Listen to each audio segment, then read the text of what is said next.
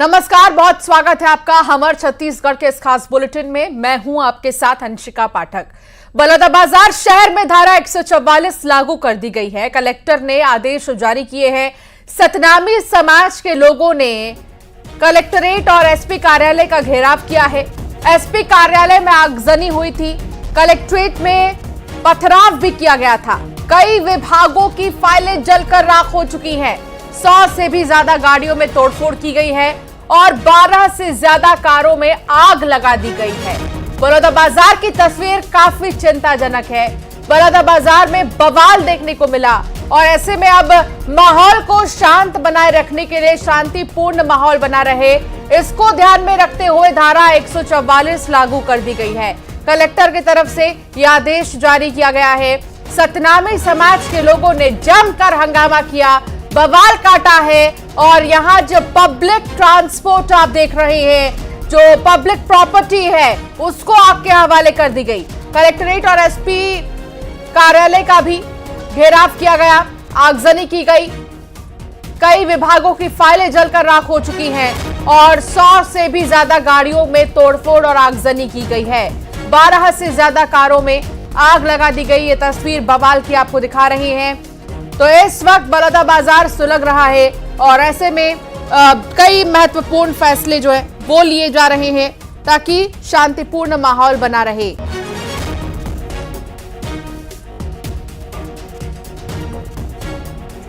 तो बलौदाबाजार में हिंसा के बाद राज्य के गृह मंत्री और डिप्टी सीएम विजय शर्मा देर रात घटनास्थल पर पहुंचे। कलेक्टरेट और एसपी कार्यालय भी पहुंचे। गृह मंत्री विजय शर्मा के साथ राजस्व मंत्री टंकराम वर्मा और खाद्य मंत्री दयालदास बघेल भी मौजूद रहे। गृह मंत्री विजय शर्मा ने कहा है कि आरोपियों के खिलाफ कड़ी से कड़ी कार्रवाई की जाएगी। Raipur range IG Amresh Mishra, Bilaspur IG Sanjeev Shukla सहित प्रशासनिक अमला भी मौजूद रहा। सभी तरह की चर्चा के बाद न्यायिक जांच की घोषणा माननीय मुख्यमंत्री जी के निर्देश के आधार पर कर दी गई थी और न्यायिक जांच की जो घोषणा हुई थी उससे समाज संतुष्ट भी था। समाज ने के प्रमुख लोगों ने यह कहा था कि ये पर्याप्त है और इसकी उचित जांच हो जानी चाहिए और इस बार हम लोग अपना आंदोलन नहीं करेंगे, हम सम्मेलन करके माननीय मुख्यमंत्री जी को धन्यवाद ज्ञापित करेंगे। वो धन्यवाद ज्ञापन का मसला था और उसके बीच में जो कुछ हुआ है, तो कभी इतिहास रहा नहीं है। ये गुरु घासीदास बाबा की धरती है। छत्तीसगढ़ शांति और सद्भावना का गढ़ है। समाज को बदनाम करने वाली जो ताकतें हैं, उन ताकतों पर कड़ी कार्रवाई होगी। किसी भी कीमत पर छत्तीसगढ़ की शांति और सद्भावना से खिलवाड़ करने की किसी को भी इजाज़त नहीं होगी। ये सरकार ने इस घटना को बहुत गंभीरता से लिया है और लगातार मुख्यमंत्री जी इस घटना को लेकर समीक्षा कर रहे हैं और कठोर कार्रवाई करने के निर्देश दिए हैं। इस संबंध में जब देखते हैं तो ये पता चलता है कि कुछ लोग छुपाने की कोशिश कर रहे हैं। निश्चित रूप से कुछ ना कुछ ऐसी बातें समझ में आ रही है, पर विस्तृत जांच के बाद होगा और जो भी तत्व इस षड्यंत्र के पीछे, इस घटना के पीछे जिन जिन का भी हाथ है, किसी को भी बख्शा नहीं जाएगा। एक तरह से इंटेलिजेंस फेलियर जैसी स्थिति भी थी क्योंकि इतने बड़ी संख्या में प्रदर्शनकारी आ रहे थे, पर्याप्त तैयारी नहीं थी। देखिए, अभी तो घटना की जांच की शुरुआत हुई है। माननीय गृह मंत्री जी देर रात तक सभी उच्च अधिकारियों के साथ, हमारे अन्य साथी मंत्रियों के साथ, हमारे उच्च स्तर के अधिकारी लगातार बलौदाबाजार में रहे हैं। लगभग पूरी रात वहां पर जाकर घटना स्थल का अवलोकन किया है, मुआयना किया है, सब प्रकार के लोगों से बातचीत की है। माननीय मुख्यमंत्री जी सब लोगों से बातचीत कर रहे हैं और उन्होंने शांति और सद्भावना, सौहार्द की अपील की है। पर कोई जो दोषी होगा, जो इस षड्यंत्र के पीछे शामिल होगा, जो समाज को बदनाम करने वाले तत्व हैं, उन सब पर कठोर से कठोर कार्यवाही होगी। सर, ये घटना जो है क्या ये राजनीतिक षड्यंत्र है कि इस घटना के पीछे कुछ? देखिए, और डिप्टी सीएम इससे पहले विजय शर्मा ने भी घटना स्थल पर पहुंचकर वहां पर जायजा लिया और साथ ही उनकी तरफ से ये कहा गया कि आरोपियों के खिलाफ कड़ी से कड़ी कार्रवाई की जाएगी। तो साथ ही अरुण साहब को आप सुन रहे थे, जिन्होंने कहा कि मुख्यमंत्री की भी नजर इस पूरे मामले पर है और जिस भी तरह के एक्शन की जरूरत होगी वो एक्शन लिया जाएगा। और साथ ही योगेश यादव ने भी मौके का जायजा लिया, वो भी आपको दिखाते हैं। सकते हैं ये वही नज़ारा है और वही मंजर है जब कल प्रदर्शनकारी यहाँ पर पहुँचे थे दोपहर में, और यहाँ पहुँचने के बाद किस तरह से कार और तमाम जो वाहन है उस पर आग लगाई गई। हम बीती रात तक यहाँ मौजूद थे, गृह मंत्री और तमाम आला अधिकारी यहाँ पर पहुँचे हुए थे। हम एक ऐसी तस्वीर न्यूज़ 18 आपको दिखाएगा। ये कार को तो आप देख ही रहे हैं कि 1, 2, 3 नहीं बल्कि यहाँ पर दर्जनों कारें हैं, उनको आग के हवाले प्रदर्शनकारियों द्वारा किया गया। पुलिसकर्मी जब यहाँ प्रदर्शन के पास मौजूद थे तो पुलिसकर्मियों के ये कपड़े, ये देख सकते हैं यहाँ पर लिखा हुआ है, ये कपड़ा दिखाइए एक बार पास लेके, ये लिखा हुआ है छत्तीसगढ़ पुलिस परित्राणाय साधु नाम। तो भीड़ यहाँ पर पहुँची तो किस तरह से यहाँ पर पुलिसकर्मी भी सहमे में आ गए, क्योंकि ये भी बात सामने आई थी कि कहीं न कहीं पुलिसकर्मी की जो पुलिस प्रशासन की जो व्यवस्था है वो कमी हो गई। कुटुंब न्यायालय वो न्यायालय है जहाँ पर लोगों को न्याय मिलता है, और इसी न्यायालय के सामने में ये देख सकते हैं कुटुंब न्यायालय के ही अधिकारी, उनकी कार को भी आग लगा दिया गया है। देखिए तो किस तरीके से जो पब्लिक प्रॉपर्टी तक है उसको भी डैमेज किया गया है। और आप सुन रहे थे डिप्टी सीएम को भी, डिप्टी सीएम विजय शर्मा ने तो बयान दिया ही और उन्होंने मौके पर जाकर जायजा भी लिया। साथ ही अरुण साहब को भी आपने सुना। ये तस्वीर भी हम आपको दिखा रहे हैं। युगल तिवारी संवाददाता साथ जुड़ गए हैं। युगल, अभी क्या किया जा रहा है, किस तरीके से एक्शन लिया जा रहा है, लोगों की पहचान कैसे की जाएगी जिन्होंने हुड़दंग मचाया है?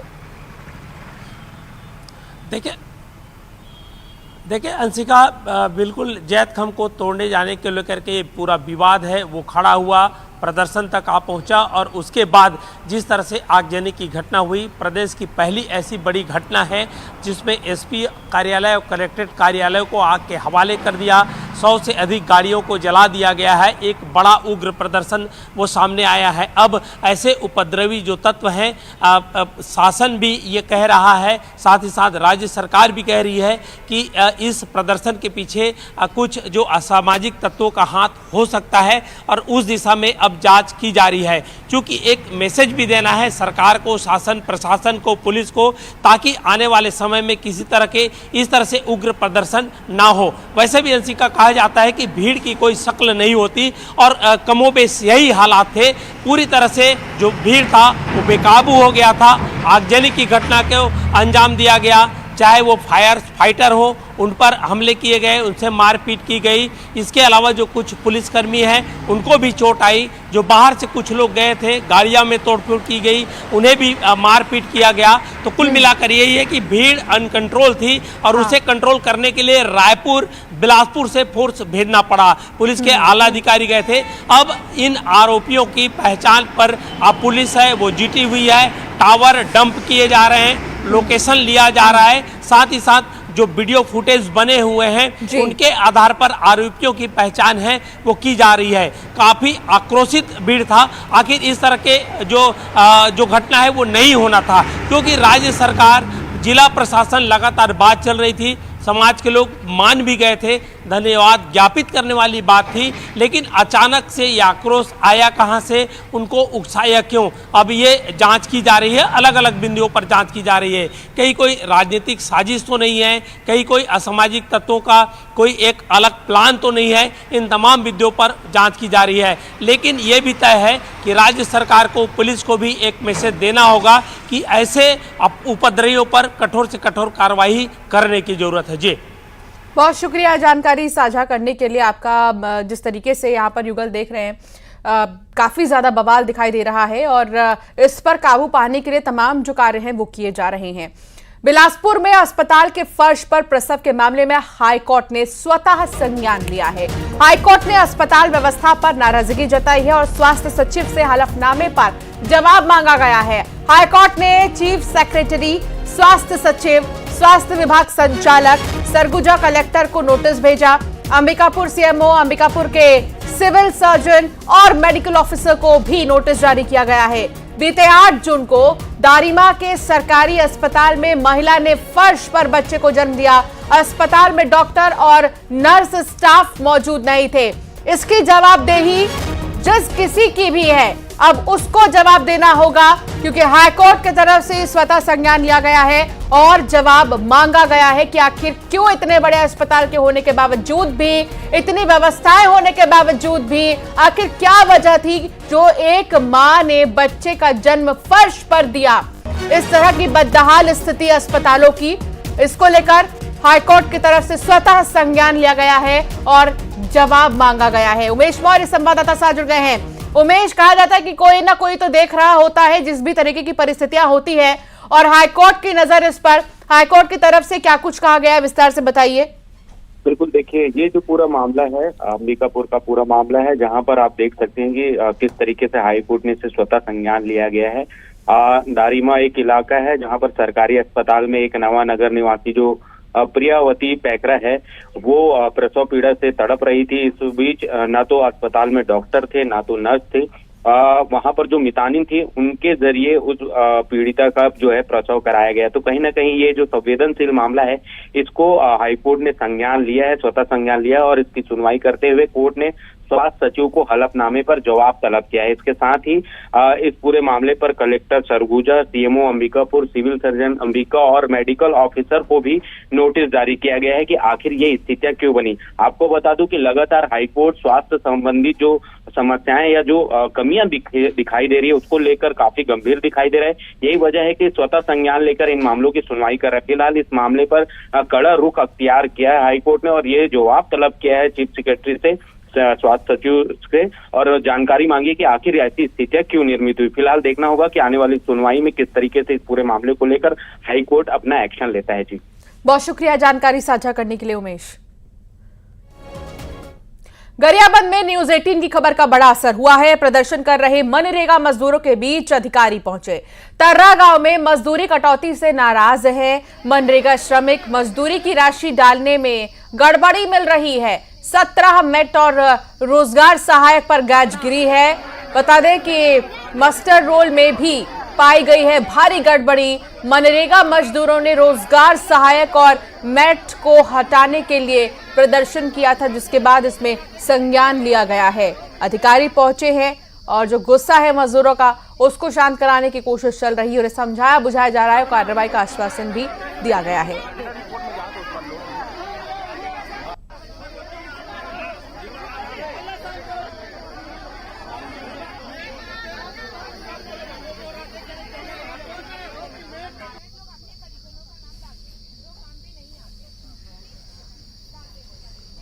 तो मजदूरी में भी कटौती की जा रही है।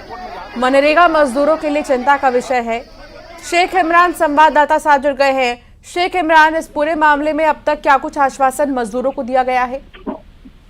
जी देखिए, पूरा मामला ग्राम तर्रा का है, जहां मनरेगा का काम चल रहा था तालाब में। वहां मजदूरों का ये कहना था कि जितना काम करते हैं उतना उनको दाम नहीं मिल रहा है, मजदूरी में काफी ज्यादा कटौती हो रहा था। इस बात को लेकर वो प्रदर्शन करना शुरू कर दिया और विधायक के निवास पर भी गए थे और कार्रवाई की मांग की। विधायक ने जब पूरे प्रशासन को कार्रवाई करने के निर्देश दिए तब मौके पर अधिकारी पहुंचे और अधिकारियों ने जब जांच किया तो वहां पर सत्यापन किया गया काम का और ये लापरवाही मेट और रोजगार सहायक का पाया गया और मास्टर रोल में भी गड़बड़ी पाई गई। इस पूरे मामले को लेकर न्यूज 18 प्रमुखता के साथ खबर दिखाई जिसका असर हुआ और 17 मेटों को अभी हटा दिया गया है। रोजगार सहायकों के खिलाफ भी कार्रवाई की अनुशंसा जारी किया गया है। तो कुल मिलाकर एक है कि मजदूर जहां मांग कर रहे थे मजदूरी कटौती की और जो शिकायत की गई थी वो सही पाया गया है और अब मजदूरों का ये कहना है कि जितना वो काम करते उतना उनको दाम मनरेगा की इस कार्य में मिलना चाहिए। तो कहीं ना कहीं ये लापरवाही का पूरा मामला था और इस पूरे लापरवाही के मामले को लेकर रोजगार सहायक और मेट को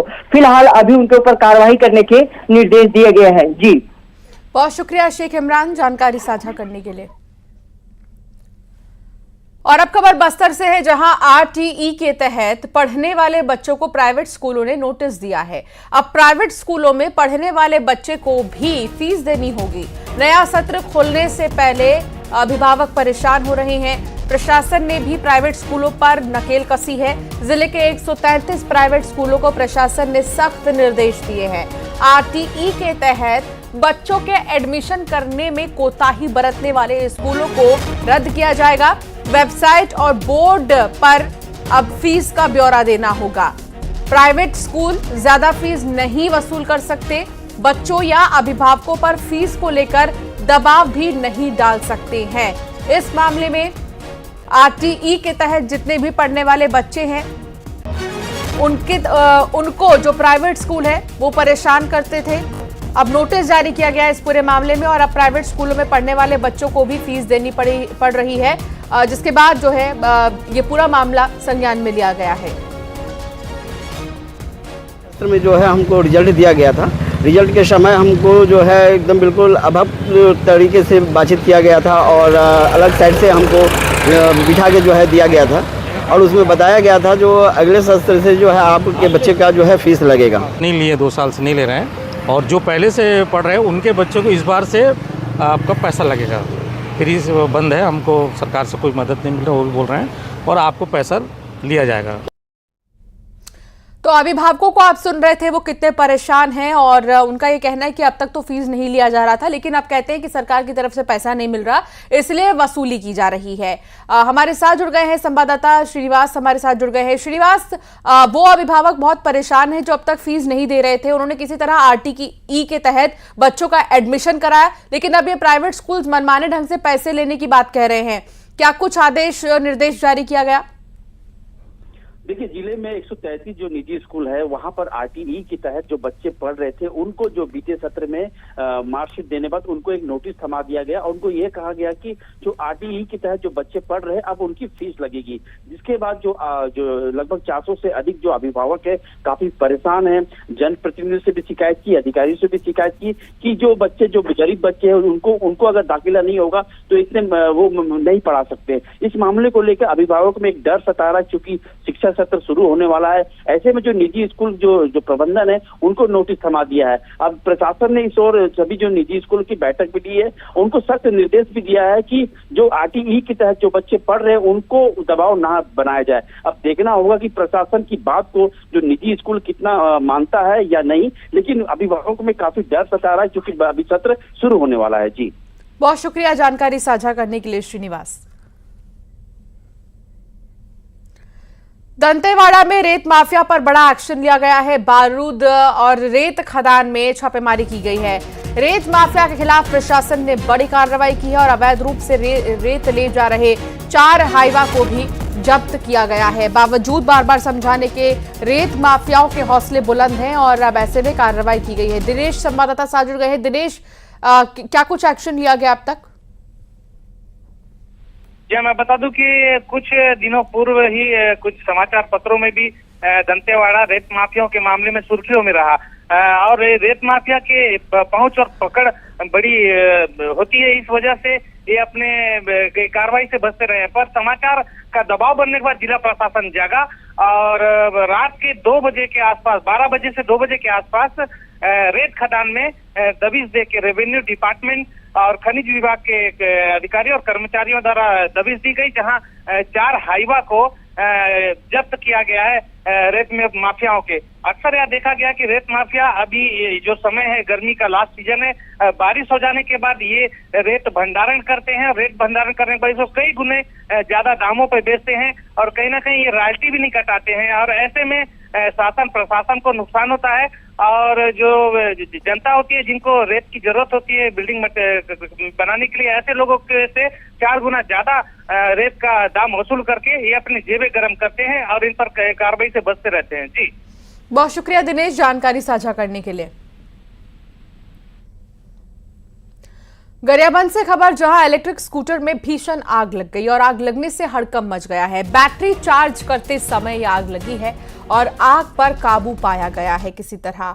तो देखिए कैसे अचानक से आग लगी, क्योंकि गर्मी का मौसम है। गर्मी के मौसम में बहुत ज़्यादा इन चीज़ों पर ध्यान रखने की ज़रूरत है कि जो आपके इलेक्ट्रॉनिक आइटम्स हैं, चाहे वो रेफ्रिजरेटर हो, एसी हो, कूलर हो, इनके जो मोटर्स होते हैं, चाहे वो वाहन ही क्यों ना हो, चाहे वो 4 व्हीलर हो, 2 व्हीलर हो, इन वाहनों के इंजन्स का खास तौर पर ख्याल रखना होता है और इलेक्ट्रॉनिक व्हीकल में बैटरी का बहुत ज़्यादा ख्याल रखना होता है, वरना किसी भी वक्त वो ब्लास्ट हो सकते हैं। अब इलेक्ट्रॉनिक व्हीकल की जो बैटरी है वो चार्ज होने के दौरान ही ब्लास्ट हो गई और अचानक से आग लग गई। उसकी तस्वीर आप देखिए, गरियाबंद का यह पूरा मामला बताया जा रहा है। अंबिकापुर में लाखों की चोरी का मामला सामने आया। रिटायर्ड सरकारी कर्मचारी के घर में चोरों ने धावा बोला और नकदी समेत लाखों के सोने चांदी के जेवर लेकर फरार हो गए। बीमार बेटे को लेकर इलाज के लिए हैदराबाद गए थे। पुराना बस स्टैंड के BSNL कॉलोनी में चोरी हुई है। लाखों की चोरी का यह मामला, घर में चोर दाखिल हुए और बड़े ही शातिराना अंदाज में चोरों ने चोरी की वारदात को अंजाम दिया। और इस बीच हैदराबाद गए हुए थे रिटायर्ड ऑफिसर, रिटायर्ड सरकारी कर्मचारी के घर में चोरी की वारदात को अंजाम दिया गया। और अब खबर बिलासपुर से है, जहां पूर्व महिला सरपंच पर ट्रैक्टर चढ़ाने का आरोपी कोटवार निलंबित कर दिया गया है। FIR के 10 दिन बाद राजस्व विभाग ने निलंबित किया है। SDM ने जारी किया था निलंबन का आदेश। तखतपुर के बीजा गांव में 30 मई को यह घटना हुई थी और अब निलंबित कर दिया गया है। जमीन विवाद में पूरा झगड़ा हुआ था। FIR के 10 दिन बाद कोटवार को सस्पेंड किया गया है। महिला पर ट्रैक्टर चढ़ाने की देखिए ये जो हरकत है वो की गई थी, जिसमें एक्शन लिया गया।